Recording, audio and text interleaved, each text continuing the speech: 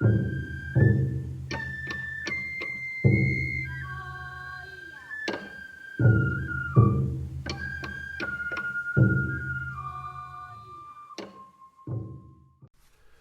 now I'll have a little update from the Japan Fellowship, which is me and Noriko at this point.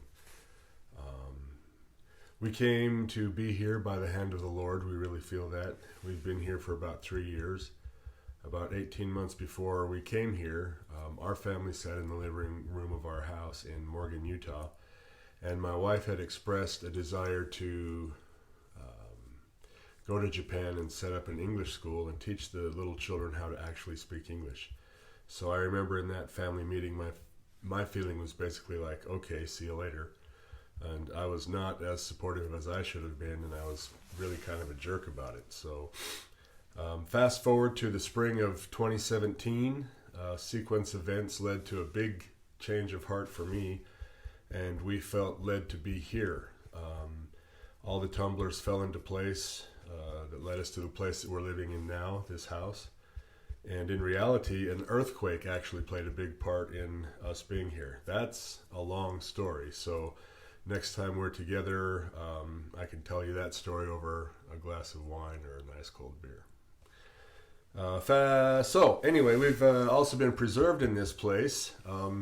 This is a photo of the next door neighbor's house about 3 months after we got here, less than 30 feet from our house. It was nothing short of a miracle that our house is still standing here for this event to be held, and that's yet another long story for another glass of wine or another cold beer. So then this conference, this was an idea that was hatched at a lunch meeting with a well-known member of our group, and the idea just wouldn't let go of my brain. I tried to kick it to the curb, but it just kept coming back. So I started floating the idea around, and several folks got on board, and we decided on the date. And the day that we had a meeting and set an actual date to have the conference, I had to run a little errand after that. So I got in my car and was driving down the little narrow road that leads down the hill out of our village here. And this big hawk came and flew right alongside the car next to me. 200 or 300 yards probably, and he just flew there and he looked in at me, and so I felt that this was like, yes, this is a go for our conference. The universe is with you, I felt him to say.